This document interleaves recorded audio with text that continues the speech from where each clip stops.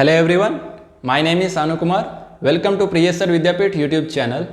आज के इस वीडियो में हम बात करने वाले हैं कि क्या अप्रोच होना चाहिए हमारा basic of electrical engineering subject को पढ़ने के लिए, किन किन बातों का हमें ध्यान रखना चाहिए, कौन कौन से स्टेप्स को फॉलो करना चाहिए और साथ ही साथ किन किन बातों को हमें अवॉइड करना चाहिए जिससे कि हम इस सब्जेक्ट में एक अच्छा आउटपुट ले पाएँ।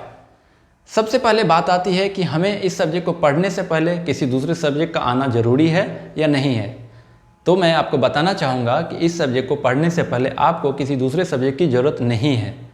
आपको इस सब्जेक्ट में जीरो लेवल से स्टार्ट करके बहुत नेक्स्ट लेवल तक आप आसानी से पहुँच सकते हो। सबसे पहली बात आती है कि हमें इस सब्जेक्ट का सिलेबस पता होना चाहिए कि हमारे यूनिवर्सिटी ने इस सब्जेक्ट के अंदर क्या क्या चीज़ें दे करके रखा है। यह सब्जेक्ट गुजरात टेक्नोलॉजिकल यूनिवर्सिटी के अंदर फर्स्ट ईयर में आता है, जो कि सभी ब्रांच के लिए कॉमन होता है, इसलिए ये इम्पोर्टेंट हो जाता है। उसके बाद अगर हम बात करें एक इलेक्ट्रिकल इंजीनियरिंग स्टूडेंट्स के लिए तो यह सब्जेक्ट बहुत इंपॉर्टेंट हो जाता है, क्योंकि अगर इस सब्जेक्ट के बारे में हमें ज़्यादा अच्छे से आइडिया नहीं होगा, हमारे कॉन्सेप्ट क्लियर नहीं होंगे, तो हम किसी दूसरे सब्जेक्ट में अच्छा कर ही नहीं सकते हैं। आप यहाँ देख सकते हैं कि मैंने यहाँ बताया है कि basic of electrical engineering subject में आपका कमांड 100% के नियर अबाउट होना चाहिए। अगर आप इस सब्जेक्ट में 100% के जैसा कमांड कर लेते हो तो ही आप, जैसे कि दूसरा सब्जेक्ट है हमारा मशीन, जो कि आगे के सेमेस्टर में आने वाले हैं, पावर सिस्टम, उस सब्जेक्ट में हम नियर अबाउट 90% अचीव तभी कर सकते हैं जब हमें बेसिक ऑफ इलेक्ट्रिकल इंजीनियरिंग के बारे में 100% के नियर अबाउट आइडिया होना चाहिए। उसके बाद बात करें कि इसके अंदर सिलेबस में क्या क्या चीज़ें हैं। इसके अंदर सिलेबस में डीसी सर्किट है, ट्रांसफार्मर है, एसी सर्किट है, मशीन है और इलेक्ट्रिकल इंस्टॉलेशन है। ये सभी चीज़ें बहुत इंपॉर्टेंट हो जाती है, क्योंकि अगर इन सब चीज़ों का केयर ना करें तो आगे चलकर दूसरे सब्जेक्ट में बहुत ही ज़्यादा प्रॉब्लम आ सकता है। इसलिए हमें इस सब्जेक्ट को बहुत अच्छे से पढ़ना चाहिए। आगे देखते हैं कि हमें किन किन बातों को ध्यान रखना चाहिए और किन किन बातों को हमें थोड़ा सा अवॉइड करना चाहिए। हमें PYQ और IMP क्वेश्चन पे डिपेंडेंट नहीं रहना है। बहुत सारे स्टूडेंट्स क्या करते हैं कि PYQ और IMP क्वेश्चन को करके एग्जाम में चले जाते हैं। मैंने बहुत सारे स्टूडेंट्स को देखा है कि मोर देन 9 SPA भी लेकर के आए हैं सिर्फ और सिर्फ PYQ और IMP क्वेश्चन से। लेकिन जब वो किसी कॉम्पिटिटिव एग्जाम को दे रहे होते हैं या फिर किसी इंटरव्यू को फेस कर रहे होते हैं तो वो क्रैक नहीं कर पाते हैं। उसका रीज़न क्या है? उसका रीज़न ये है कि उनके कॉन्सेप्ट्स क्लियर नहीं होते हैं। इसलिए हमें कॉन्सेप्ट क्लैरिटी पे ज़्यादा फोकस करना चाहिए। यहाँ मैं दिखाने का ट्राई किया है कि don't focus on IMP and PYQs। अगर आप सिर्फ और सिर्फ इस दो चीज़ों को फॉलो करते हो तो आप एक कॉलेज या फिर एक यूनिवर्सिटी के टॉपर बन सकते हो, लेकिन आप फोकस करोगे कॉन्सेप्ट की क्लैरिटी पे तो उससे आपका फ़ायदा क्या होने वाला है? आप कॉलेज और यूनिवर्सिटी के टॉपर तो बन ही सकते हो, साथ ही साथ आपका जॉब हो सकता है एक अच्छी कंपनी में, और helpful to crack examinations and interview. आप किसी भी एग्जामिनेशंस या फिर किसी इंटरव्यू को क्रैक कर सकते हो।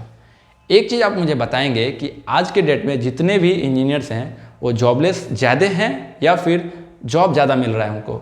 ऑनेस्टली मैं अगर बताऊं तो मोस्ट ऑफ द इंजीनियर्स आज की डेट में जॉबलेस होते जा रहे हैं। उसका रीज़न यही है कि उनके कॉन्सेप्ट क्लियर नहीं है। किसी भी कॉम्पिटिटिव एग्जाम को जब वो दे रहे होते हैं तो वहाँ जनरल क्वेश्चन नहीं पूछे जाते हैं, क्योंकि जनरल क्वेश्चन तो सभी से बन जाने वाला है। इसलिए उस क्वेश्चंस में कॉन्सेप्ट के क्लैरिटी होना बहुत इंपॉर्टेंट हो जाता है। इसलिए मैं आपसे एक रिक्वेस्ट करूंगा कि आप कॉन्सेप्ट की क्लैरिटी पे ज़्यादा फोकस करेंगे। अब हम बात करते हैं कि हमें क्या रेफर करना चाहिए इस सब्जेक्ट में एक अच्छा कमांड लाने के लिए। इस सब्जेक्ट में अच्छा कमांड लाने के लिए हमें बुक फॉलो करना चाहिए। बुक हमें कैसा फॉलो करना चाहिए? बुक हमें एक स्टैंडर्ड बुक फॉलो करना चाहिए। हमें कोई भी बुक उठा करके अपनी पढ़ाई को नहीं स्टार्ट कर देना है। ऐसा क्यों? क्योंकि बहुत सारे बुक में मिस्टेक्स हैं और साथ ही साथ शॉर्टकट यूज किए गए हैं, जो कि एक एवरेज या फिर एक जनरल स्टूडेंट्स के लिए प्रॉब्लम हो सकता है। उसके बाद बात आती है कि अगर आप एफर्ट कर सकते हो, आप क्वालिटी वीडियो लेक्चर को रेफ़र करो। आपको किसी भी वीडियो लेक्चर को नहीं देखना है। आपको पता होना चाहिए कि ये वीडियो लेक्चर जो मैं देख रहा हूँ वो बेस्ट है या नहीं है। इसलिए उसमें क्वालिटी कंटेंट होना बहुत इंपॉर्टेंट हो जाता है। तीसरी सबसे बड़ी बात कि जब आप BEE सब्जेक्ट को पढ़ रहे होते हो तो आपको नोट्स खुद से बनानी है। आपको किसी दूसरे के नोट्स को रेफ़र करना है, बट उसे फॉलो नहीं करना है। ऐसा क्यों? क्योंकि आपको पता नहीं है कि दूसरा किस तरीके से नोट्स को बनाया है। आप अपने नोट्स को खुद के अकॉर्डिंग बनाओगे तो आपको अपने बारे में ज़्यादा आइडिया लगेगा, जिससे क्या होगा कि 50% आपका जो वर्क है इस सब्जेक्ट का वो ऐसे ही डन हो जाएगा। बचेगा 50%, वो आपको स्टडी करके कंप्लीट करना है। जब भी आप चीज़ों को लिखते हो तो ऐसे ही 50% डन हो जाता है, इसलिए आप नोट्स खुद से बनाएंगे। उसके बाद बात आती है कि don't refer general books, mistakes और शॉर्टकट्स यूज, जो मैंने आपको ऑलरेडी बता दिया। और एक बात मैं आपको बताना चाहूँगा कि अगर आप शॉर्टकट यूज करते हो तो आप शॉर्ट टर्म के लिए ही बहुत अच्छे से एंजॉय कर पाओगे। अगर आप किसी शॉर्टकट को यूज करते हो तो आपका अचीवमेंट जो होगा वो बहुत शॉर्ट टर्म के लिए होगा, लेकिन आप कॉन्सेप्ट क्लैरिटी पे अगर फोकस करते हो तो उसमें आपका टाइम जाने वाला है, लेकिन उससे फ़ायदा क्या होगा, आप बहुत लॉन्ग टर्म तक उसका अचीवमेंट आपको होगा। आपको अच्छी कंपनी में जॉब मिलेगी, आपको एक बहुत अच्छी कंपनी डेफिनेटली मिलने वाली है। अगर आप चाहते हो कि आपको एक क्वालिटी कंटेंट मिले, क्वालिटी वीडियो लेक्चर मिले, साथ ही साथ नोट्स मिले, उसके साथ साथ आपको डीपीपीज भी मिले, आपको पीवाईक्यूज भी मिले और आपके टेस्ट भी कंडक्ट हों, तो आप प्ले स्टोर से प्रियेसर विद्यापीठ के एप्लीकेशन को डाउनलोड कर सकते हैं और उस एप्लीकेशन के अंदर जा करके आप स्टोर सेक्शन में अपने कोर्स में अपने आप को इनरोल कर सकते हैं। इस कोर्स का सबसे बड़ा मोटिव क्या है? इस कोर्स का मोटिव ये है कि हम मिनिमम से मिनिमम प्राइस में मैक्सिमम नंबर ऑफ स्टूडेंट्स को क्वालिटी कंटेंट दे सके। जो बच्चे थोड़ा बहुत भी एफर्ट कर सकते हैं उनके लिए स्पेशल ये कोर्स डिज़ाइन किया गया है। अगर आप एफर्ट कर सकते हो तो डेफिनेटली आप विजिट करें और कोर्स को परचेज करें।